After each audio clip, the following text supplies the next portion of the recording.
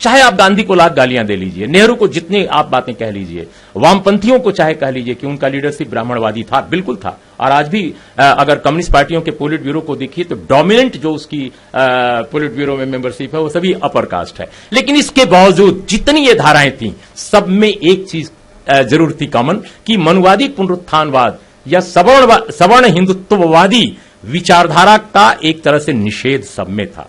लेकिन जो निषेध करने वाली शक्तियां थीं वो 2014 में आते आते बिल्कुल खलास हो गई। क्यों हुई, ये सोचने की बात है। तो मुझे ऐसा लगता है कि जो हारी हुई शक्तियां थीं, चाहे वो हिंदू महासभा हो, चाहे वो संघ हो, चाहे जनसंघ हो, स्वतंत्र पार्टी हो, प्रजा परिषद हो, कश्मीर वाली प्रजा परिषद, ये सभी लंबे समय तक काम करती रही समाज में। और समाज में सिर्फ झंडा लेकर, नारे लगाकर नहीं। बहुत सारी पार्टियां बहुत अच्छे विचार रखती हैं, लेकिन वो केवल नारे लगाती हैं, विचार केवल भाषण दे लेती हैं, कभी आयोजन कुछ कर लेती हैं, लेकिन जनता के बीच जाकर के उन्होंने काम नहीं किया। इन लोगों ने कीर्तन, भजन, मंदिरों का विस्तार।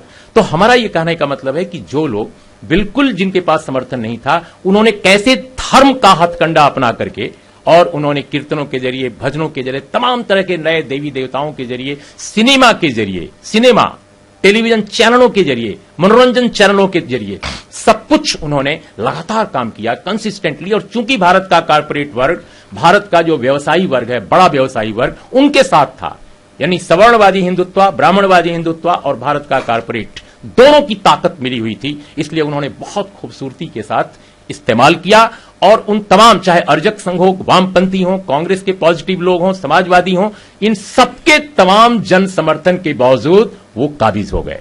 इसलिए उनके काबिज होने के पीछे एक मेहनत है। प्लीज आप इस बात को समझिए, वरना फिर आप इतिहास में बार बार गलतियां करते जाएंगे। उन्होंने मेहनत की, उन्होंने फ्रॉड का एक बड़ा तंत्र खड़ा किया, उन्होंने मिथ्या का एक बहुत बड़ा दार्शनिक ढांचा खड़ा किया। और आप सिर्फ नारों में, सिर्फ अच्छी बातों में लगे रह गए कि आपके पास इतिहास है, आपके पास विरासत है, आपके पास दर्शन है, आपके पास विचार है, आपके पास अंबेडकर है, आपके पास बुद्ध है, आपके पास सब कुछ है, लेकिन आप जनता के बीच नहीं थे।